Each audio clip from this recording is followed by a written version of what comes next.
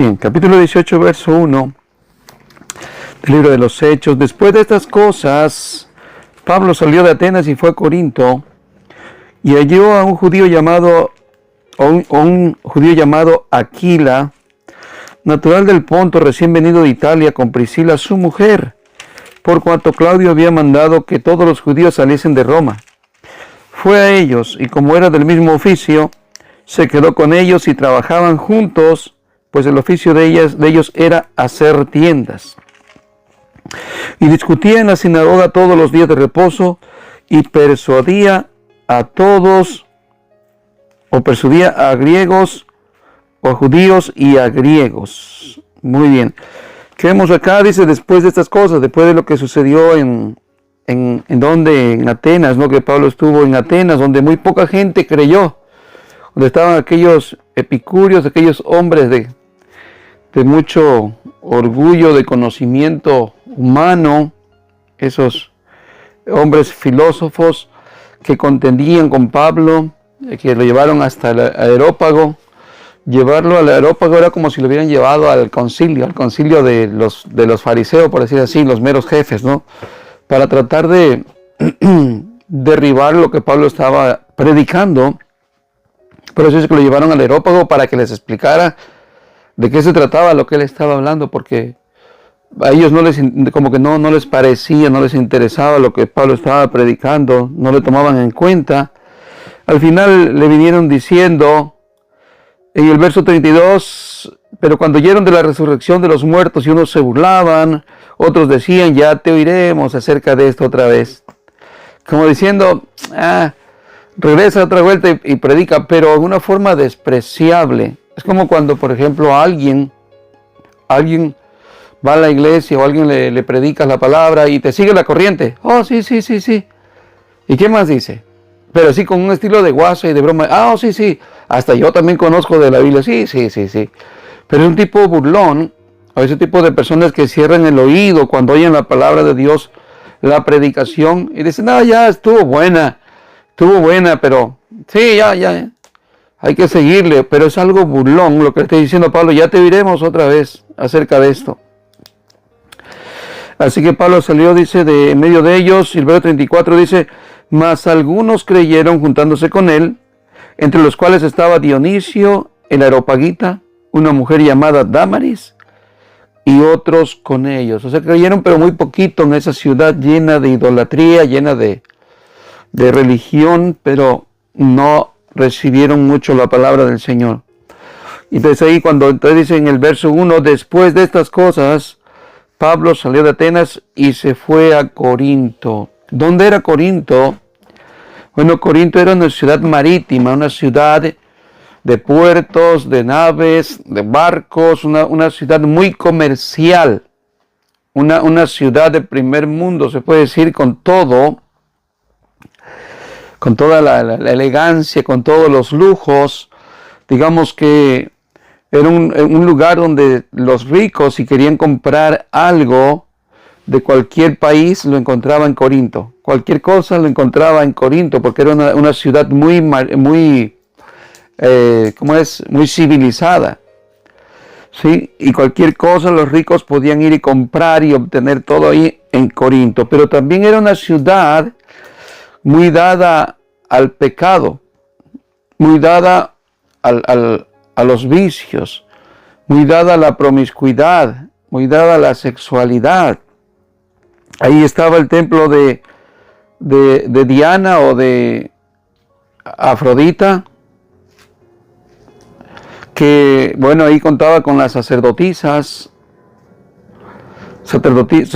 dentro del templo, que se decía que para ir a adorar a la diosa Diana a la diosa, o estos tipos de dioses que se adoraban, la idea era que podías tener sexualidad con las sacerdotisas de aquellos templos.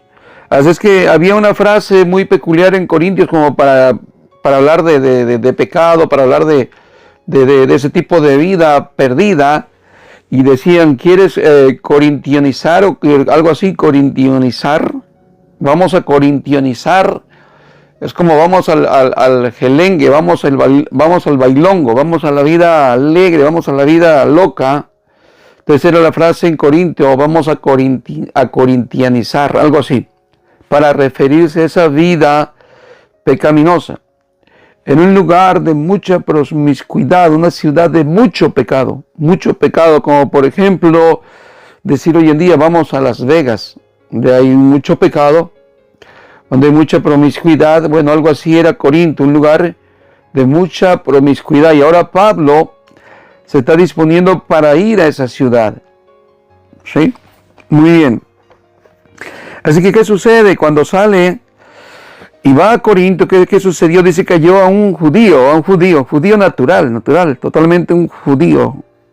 Dice, recién venido de Italia con Priscila, su mujer. Vamos a ver que esta pareja luego es recordada en otras partes, ¿no? Cuando toman a Apolo, lo toman Priscila y Aquila. ¿Se recuerdan? Muy bien, pero aquí de momento, mire qué lindo es cuando Dios te va abriendo caminos y te pone hasta ciertos personajes. Pablo está saliendo para aquella ciudad y como para ánimo, como para alegría, Pablo se encuentra con alguien muy cercano, se podría decir con un hermano. Aparte de que es cristiano, es creyente, es judío. Se identifica mucho con Pablo y aquí vamos a ver que hacen un lazo familiar muy cercano. Mire cómo se identifica con ellos. Primero que nada es judío. Luego dice que también tenían el mismo oficio, el verso 3, como era del mismo oficio, o sea que ellos trabajaban haciendo tiendas, o carpas, lo que conocemos hoy como carpas. Diferentes estilos de carpas según la festividad o algo que celebraban, y era del mismo oficio que Pablo también tenía su oficio de hacer carpas, probablemente ese oficio enseñado por su padre, lo cual Pablo muchas veces, aunque era un predicador muy ocupado, un evangelista muy ocupado, pero él se mantenía o se sustentaba sus necesidades por medio de su trabajo haciendo tiendas. Claro, sí recibía apoyo, sí recibía ofrendas de hermanos. De repente venían alguien y dice, mira, te mandaron tal ofrenda de tal iglesia. ¿Qué hacía Pablo en ese momento? Cuando recibía las ofrendas se dedicaba de lleno a la predicación, más tiempo, más dedicación. Pero cuando no, él mismo se suplía sus necesidades trabajando, haciendo esta labor, este oficio. Así que imagínense, se identifican por muchas razones. Imagínense la familiarización que hace con estos hermanos. Muy bien. Y que dice que el verso 4, que discutía en la sinagoga todos los días de reposo y persuadía a judíos y a griegos. Nuevamente, ¿por qué entraba en el día de reposo en la sinagoga? Bueno, los que guardan el sábado dicen, mira, ahí está. Pablo nunca negó la ley o nunca estuvo en contra de la ley, sino que guardaba el día sábado. Es como decir entonces que Pablo guardaba también la circuncisión, porque Pablo también circuncidó a Tito o a Timoteo. Entonces vamos a decir, entonces Pablo nunca se apartó de la ley ritual. No. Nosotros ya aprendimos en contexto por qué Pablo circuncidó a Timoteo. ¿Sí? Incluso él se rapa la cabeza por un voto que estaba escrito en el Levíticos, un voto de santidad, de dedicación al Señor, y que Pablo lo hace incluso para estar en Jerusalén, en el templo. ¿Y para qué? Pues para compartir la palabra del Señor también a los judíos. Pero nada de eso tiene que ver como que Pablo sigue guardando la ley como para cumplirla, no. Simplemente que él sabe que el pueblo judío tiene arraigado todas estas prácticas y bueno, es una forma de cómo introducirse a ellos para llevarles la palabra del Señor. Pero no que signifique que hay que guardar el sábado o que hay que seguirse circuncidando. Sin embargo, Pablo dijo a los judíos, quien se quiera circuncidar, que se circuncide, pero que no ponga su confianza en que esa circuncisión es la que te puede limpiar el corazón o salvar. Al fin de cuentas, la circuncisión y la incircuncisión nada es sino la fe en Cristo. La fe que obra para salvación. La confianza en Cristo, las obras de Cristo. Muy bien. Verso 5. Y cuando Silas y Timoteo vinieron de Macedonia, ¿se recuerdan que Pablo los estaba esperando porque apartaron a Pablo y se fue solo a Atenas? Bueno, entonces Pablo los seguía esperando, pero llegó hasta acá, hasta cuando Pablo estaba en Corinto ya. Cuando Silas y Timoteo vinieron de Macedonia, Pablo estaba entregado por entero a la predicación de la palabra, testificando a los judíos que Jesús era el Cristo. Muy bien, Pablo está de lleno en este momento, dice, totalmente edificando a la iglesia que está en Corinto y predicando nuevos creyentes. Verso 6, pero oponiéndose y blasfemando estos, ¿sí? ¿Cuáles judíos? Los que no creyeron. Les dijo, sacudiéndose los vestidos, vuestra sangre sea sobre vuestra propia cabeza. Yo limpio, desde ahora me iré a los gentiles. Y saliendo de allí se fue a la casa de uno llamado Justo, temeroso de Dios, lo cual estaba junto a la sinagoga. ¿Qué vemos? Ahora nuevamente Pablo, aquellos judíos que no reciben la palabra del Señor, que son, ¿cómo llama la palabra aquí? Se llama, en hebreo dice, mas cuando oigáis su voz, no endurezcáis vuestro corazón. No endurezcáis vuestro corazón. ¿Cómo se le llama a una persona cuando endurece demasiado su corazón? Porque nosotros podemos hacer dos cosas. Al oír la palabra del Señor, abrir nuestro corazón o cerrar nuestro corazón. No es una incredulidad, no es un ateísmo, sino que aún escuchando el Evangelio, aún escuchando la palabra de Dios, adrede tú te aferras a cerrar tu corazón y a no creer a la palabra de Dios. Esto se llama algo así como una insensatez, demasiada dureza de corazón. Bueno, entonces, por eso el apóstol Pablo, porque hay gente que no alcanza, digamos, a pronto reaccionar a la palabra de Dios, pero por lo menos se queda calladito. Pero estos hombres no solamente no creyeron a la palabra, sino que hasta blasfemaban contra la palabra del Señor. ¿Sí? Verso 6, pero poniéndose y blasfemando estos. Ya cuando llegas a blasfemar, ya no es una simple incredulidad, ya no es una simple falta de conocimiento de la palabra de Dios, que te falta que te convenza la palabra, no. Ahí es un extremo corazón duro, renegado. ¿Sí? Por eso el apóstol Pablo dice que sacudiendo sus vestidos o los vestidos, les dijo, vuestra sangre sea sobre vosotros. ¿Se recuerda que ya Pablo ya lo había hecho de que se sacudió sus calzados? Bueno, esto es algo hasta más grave, se puede decir, ¿no? Porque se sacude, digamos, todos sus vestidos, ahora no solamente las sandalias, como una expresión hacia la actitud de estos hombres. Digo, hay niveles de no creer, hay niveles de no rechazar o no recibir la palabra del Señor, y puede ser que ahorita alguien no lo entendió, pero por lo menos no está blasfemando contra Dios. Está bien, no lo aceptó, pero no blasfemó. ¿Se entiende? Y ahí por eso el apóstol Pablo dice que se sacude hasta sus vestidos porque está viendo la actitud de estos hombres. Muy bien. Muy bien, entonces de ahí saliendo dice, fue a la casa de uno llamado Justo, temeroso de Dios. ¿Qué vemos aquí? Miren, nomás el nombre o el apodo, no sé cómo sería esto. Si se llamaría Justo o la gente lo consideraba como alguien justo, porque esto tiene que ver muchas veces con el testimonio, ¿no? De que alguien te conoce, tu vecino, familia, etcétera, y te miran como un hombre justo. ¿Y cómo eres? ¿Cómo es aquel señor, aquella hermana, aquel fulano? Oh, esas son personas muy sanas, personas muy sencillas, muy respetuosas, muy bien portadas, tienen buen testimonio. Ahora nada más imagínense, dice que era un hombre temeroso de Dios. Ya nada más con el nombre, si es que era su nombre justo o era un apodo, qué lindo, ¿no? Es eso ver, ¿no? De que alguien como un cristiano tenga un buen testimonio, justo. Muy bien, que estaba cerca o junto a la sinagoga. Verso 8. Y Crispo, el principal de la sinagoga, creyó en el Señor con toda su casa. Ok, aquí vemos que el principal, el encargado, el líder de la sinagoga, que seguro era un judío, acuérdense que los judíos eran los que estaban en la sinagoga, también estaban los prosélitos, pero más que nada los judíos.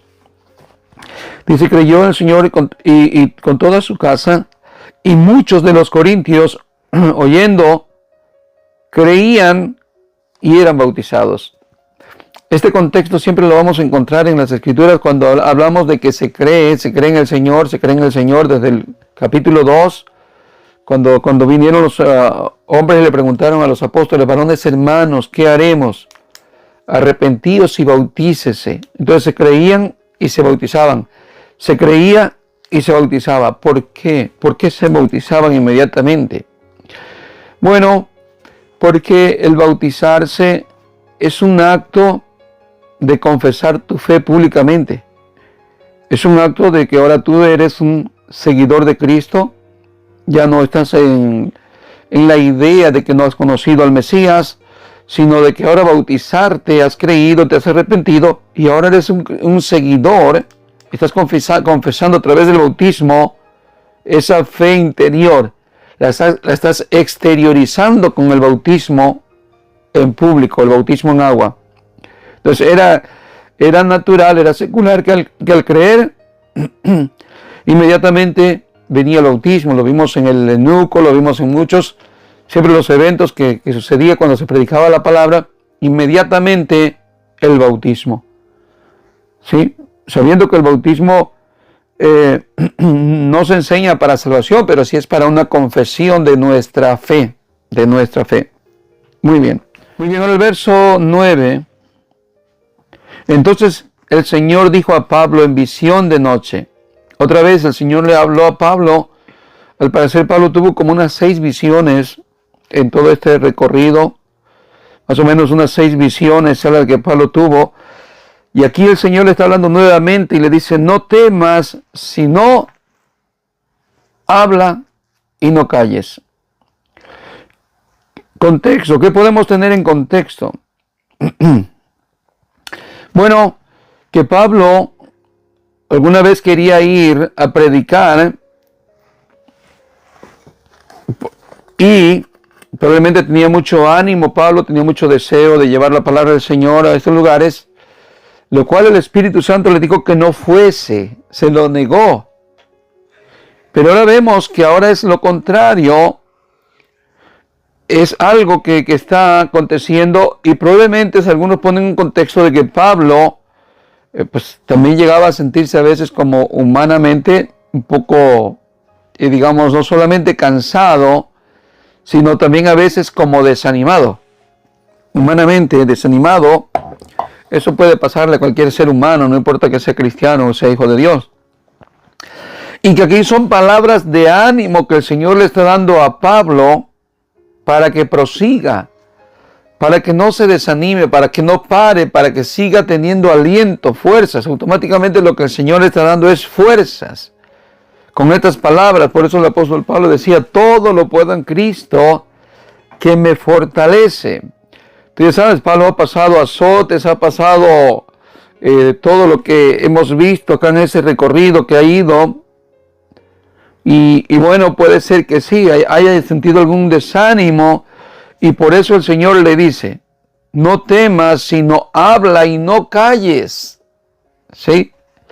Porque yo estoy contigo y ninguno pondrá sobre ti la mano para hacerte mal.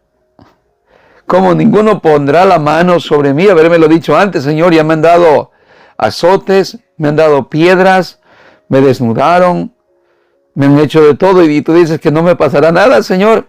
Entre comillas, el Señor está diciendo que no le van a hacer nada, le están a entender que ahí no lo van a matar en esa ciudad, que ahí Él lo va a guardar, y incluso va a poner personajes de autoridades políticas para abrirle paso a Pablo que se queda predicando ahí en Corintios como año y medio, se va a quedar ahí en Corintios predicando un buen tiempo, si no estoy mal, como año y medio, se queda en Corinto para que vea cómo el Señor va a respaldar su palabra de que Él está con Pablo y que nadie le podrá echar mano, nadie lo podrá tocar, a pesar de que sus perseguidores están hasta de una ciudad a otra, lo vienen persiguiendo.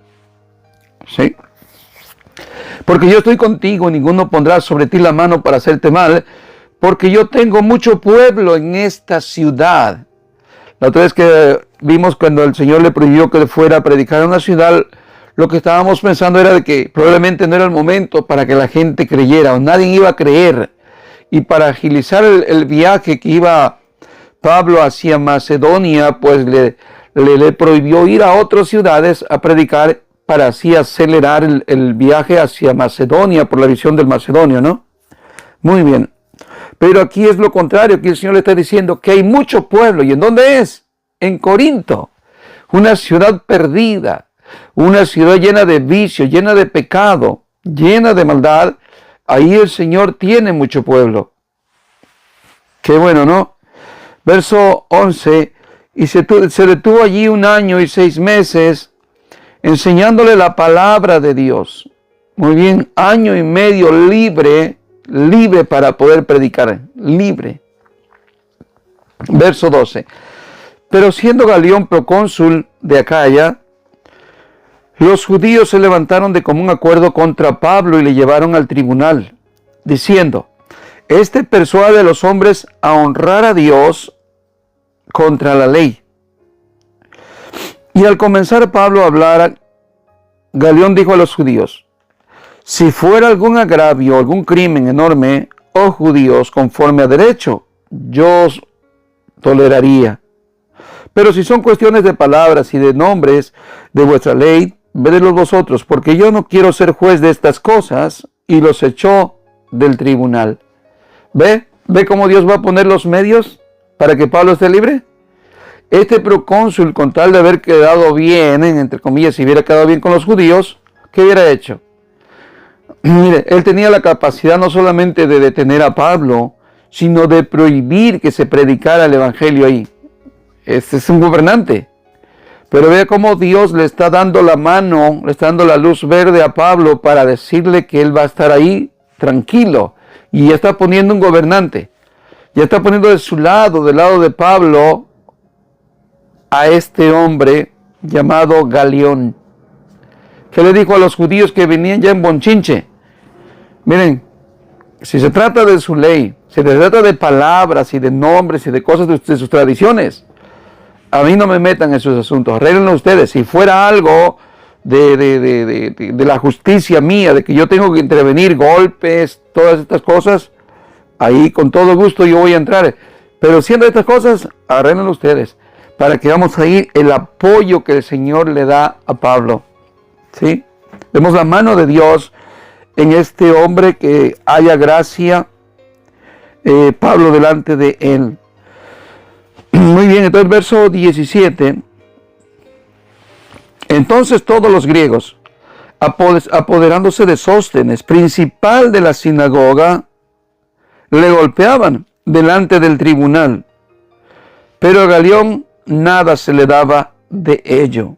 O sea, no se le daba, no se le informaba, ¿no? Muy bien, fíjese, ya se está levantando aquí la turbia.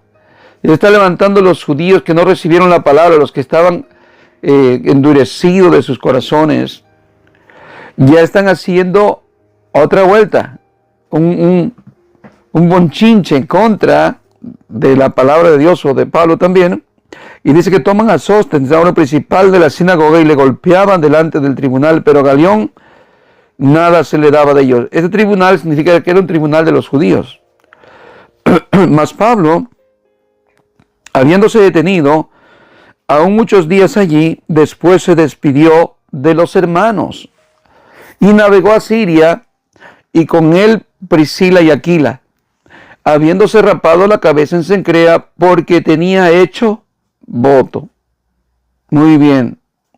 ¿Qué vemos ahí? Que Pablo sale y navega, se va en barco a Siria, y lo van acompañando ahora sus amigos, hermanos, cristianos también, Priscila y Aquila, y habiéndose rapado la cabeza en Cencrea, porque tenía voto. ¿Qué significa esto, hermanos? Bueno, eso está aquí en Números capítulo 6, verso 18.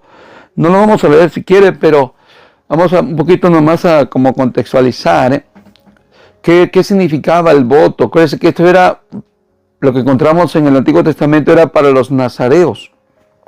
¿Sí? Los nazareos eran aquellos hombres dedicados, hombres especialmente dedicados al servicio a Dios. Era un nazareo que le prohibía no tomar vino, no acercarte a un muerto, etc. Entonces, ¿qué pasa? El enfoque es que es un hombre dedicado y que cuando él tenía dedicación, al terminar un voto le llamaban, un voto de castidad, un voto de servicio, un voto de entrega, un voto de santidad, etc. Ellos lo que hacían es que terminando su voto rapaban su cabeza. Tenía su cabello largo, acuérdense, como nazareo. Y se cortaban el cabello y según al parecer llevaban el cabello hasta el templo. Y al parecer quemaban su cabello en el templo para terminar su voto. Y ya de ahí pues se dejaban crecer el cabello de nuevo, ¿no? Pero se rapaban su cabello. Entonces Pablo está participando en este voto. No dice exactamente por qué fue el voto, porque Pablo no era nazareo. Sin embargo, nos da una idea de que Pablo es un hombre dedicado, un hombre con un compromiso a Dios, pero probablemente lo va a estar haciendo por alguna razón para ir a los judíos también y predicar el evangelio y poder entrar de esa manera. Muy bien. Verso 19. Y llegó a Éfeso y los dejó allí, y entrando en la sinagoga discutía con los judíos, los cuales le rogaban que se quedase con ellos por más tiempo, mas no accedió. Mire qué bonito los de la iglesia de Éfeso. Los de esta iglesia son muy diferentes a los de Corinto. Los judíos de Corinto, vimos la turba que le levantaron ahí acusándole ya. Sin embargo, los de Éfeso le están rogando que se quedase con ellos más tiempo, mas no accedió, sino que se despidió de ellos diciendo: es necesario que en todo caso yo guarde en Jerusalén la fiesta que viene, pero otra vez volveré a vosotros si Dios quiere. Y zarpó de Éfeso. ¿Qué vemos? ¿Hacia dónde iba Pablo? ¿Cuál era su enfoque? ¿Hacia dónde iba? Iba hacia el templo de Jerusalén. He ahí el contexto por qué está rapando su cabeza. Voy con un compromiso, hermanos. Vengo al templo. Pero tú ya estás corrompiendo la ley. Tú, Pablo, predicas que hay que servir a Dios rompiendo la ley, desobedeciendo la ley. ¿Se acuerda la acusación de los judíos acá con este hombre Galión? ¿Qué dijeron ellos? Pablo enseña que hay que amar a Dios o servir a Dios, pero desobedeciendo la ley. O hay que honrar a Dios contra la ley. Eso. Entonces él va a Jerusalén y él va a decir con su voto nazareo: no, hermanos, yo no vengo a decir que hay que servir a Dios en contra de la ley. Ven, yo traigo voto. Ven, yo puedo entrar al templo y vengo a cumplir mi voto. Vea la idea de cómo es que él se va a introducir en este caso, ¿no? Al templo para poder ir a predicar el evangelio. Muy bien, entonces dice que los de Éfeso les dijo que tendría que ir a Jerusalén a la fiesta, pero que volvería otra vez si Dios quiere, y zarpó de Éfeso. Verso 22. Pablo regresa a Antioquía, dice, y comienza su tercer viaje misionero. Habiendo arribado a Cesarea, subió para saludar a la iglesia, y luego descendió a Antioquía. Y después de estar allí algún tiempo, salió recorriendo por orden la región de Galacia y de Frigia, confirmando a todos los discípulos. Muy bien, que vemos nuevamente que Pablo regresa a la base, ¿no? A su lugar, a la iglesia, donde es la iglesia local, que está en Antioquía, y de ahí comienza su tercer viaje misionero. Ha terminado el segundo y de ahí va a comenzar su tercer viaje. Muy bien. Entonces dice el verso 24. Llegó entonces a Éfeso, a este lugar donde acaba de salir Pablo, un judío llamado Apolos, natural de Alejandría, varón elocuente, poderoso en las Escrituras. ¡Wow! ¡Qué lindo testimonio de este hombre!, ¿no? Es un judío natural de Alejandría y muy elocuente, poderoso en las Escrituras.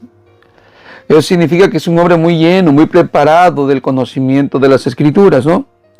Muy bien, verso 25. Este había sido instruido en el camino del Señor, y siendo de espíritu fervoroso, hablaba y enseñaba diligentemente lo concerniente al Señor, aunque solamente conocía el bautismo de Juan. Y comenzó a hablar con denuedo en la sinagoga, pero cuando le oyeron Priscila y Aquila, le tomaron aparte y le expusieron más exactamente el camino de Dios. ¿Qué vemos ahí? Bueno, que un hombre llega también a predicar, un judío llega a predicar a las sinagogas a Éfeso. Es un hombre de mucho conocimiento, es un hombre muy preparado, es un hombre bastante, se puede decir, de un buen testimonio y de un reconocimiento como un predicador o evangelista, como quiera decirlo, bastante reconocible, bastante, porque Pablo lo va a mencionar en algunas partes. Por ejemplo, ¿se recuerdan de Apolos? Cuando ahí mismo en Corinto se arma como ese bonchinche entre los hermanos, ¿no? Y uno dice, no, yo soy de Apolos, y otro dice, yo soy de Pablo, yo soy de Cefas, y otro, yo soy de Cristo. ¿Se recuerdan? Haz de cuenta que lo están metiendo entre los más llamados apóstoles, más reconocidos, entre Pablo y Pedro, que son se puede decir los más reconocidos, y en ese grado meten también a Apolo. ¿Se imaginan? ¿Se imaginan el nivel de testimonio y de reconocimiento como predicador de este hombre? ¿Qué nivel se encuentra? Y no lo hago para resaltarlo como para verlo como un ídolo o idolatrarlo, sino para ver el instrumento que también se levanta aquí de parte de Dios, otro Pablo, otro Pedro, otro hombre lleno del poder de Dios para servir al Señor, para ir a aquellas ciudades, para confirmar a los hermanos, para ir y traer el mensaje que nos está enseñando aquí la Escritura, de un hombre que estaba lleno del Espíritu de Dios, un hombre fervoroso, un hombre con poder, o sea, mucho conocimiento de la palabra. Pero cuando lo oyeron predicar, dice que cuando lo escucharon, le tomaron aparte, porque solamente predicaba hasta el conocimiento o hasta el bautismo de Juan el Bautista. ¿Cuál era el mensaje de Juan el Bautista? La conversión, el arrepentimiento, que se acerquen a Dios, que reconozcan que el reino de Dios ya viene, que el Mesías está por llegar, que enderece sus pasos, que cambien su forma de vivir. ¿Sí? Está hablando Juan el Bautista de un arrepentimiento, y para que hagan efecto ese arrepentimiento les mandaba que se bautizasen. Otra vuelta, el bautismo, símbolo de esa fe, símbolo de esa entrega, símbolo de esa confianza en Dios. ¿Sí? Entonces, Apolos, por alguna razón, no tenía más conocimiento, en este caso, de Cristo. No conocía lo que es la experiencia de la salvación en Cristo, del nuevo nacimiento en Cristo. No lo tenía esa experiencia. Todavía no había vivido esta experiencia de lo que es la salvación en Cristo, y solamente predicaba y conocía hasta el bautismo de Juan. ¿Sí?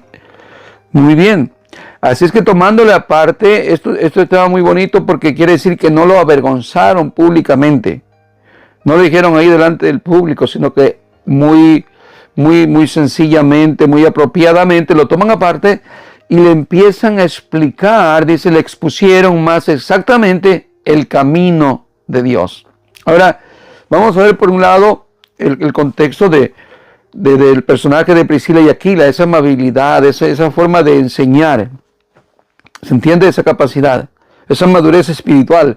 Pero por el otro lado vamos a ver la humildad, la sencillez de este hombre lleno también de la palabra del Señor, que es Apolo, y no se opuso, dijo, no, ¿y quiénes son ustedes para enseñarme a mí? ¿Quiénes son ustedes?